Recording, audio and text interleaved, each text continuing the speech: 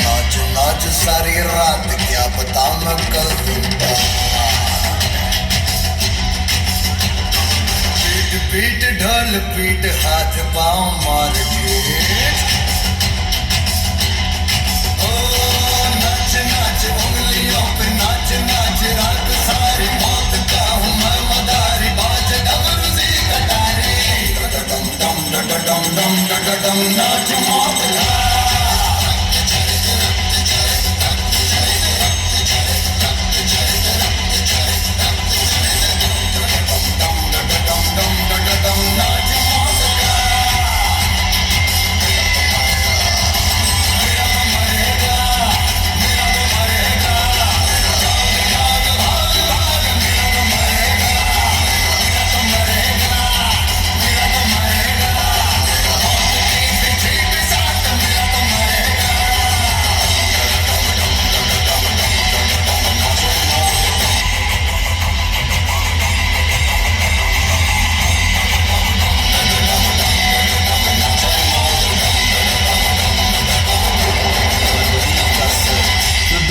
समीप ही एक पहाड़ी पर सुशोभित किया गया, जहां से बर्बरीक ने महाभारत का संपूर्ण युद्ध देखा।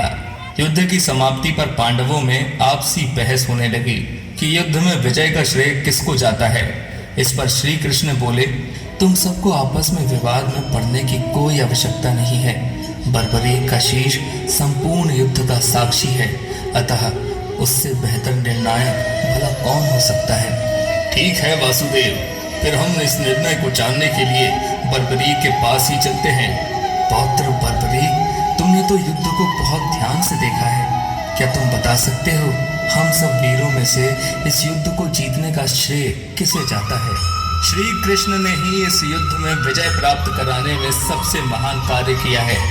उनकी शिक्षा, उनकी उपस्थिति, उनकी युद्ध नीति निर्णायक थी। मुझे तो युद्ध भूमि में सिर्फ वासुदेव कृष्ण का सुदर्शन चक्र घूमता हुआ दिखाई दे रहा था, जो कि शत्रु सेना को काट रहा था। इस धर्म युद्ध को जीतने का संपूर्ण श्रेय भगवान श्री कृष्ण को ही जाता है। वीर बर्बरीक, तुम धन्य हो, तुमने बिल्कुल सही निष्कर्ष दिया है।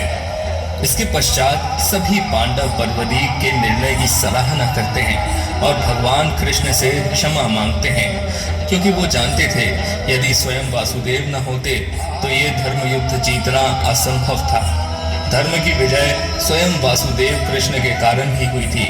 भगवान कृष्ण के आशीर्वाद से बर्बरीक को कलयुग में श्याम नाम से पुकारा जाने लगा। आज भी खाटू श्याम जी महाराज के अनेकों भक्त रोजाना उनके दर्शन करने आते हैं और उनसे मन वांछित फल की प्राप्ति भी करते हैं।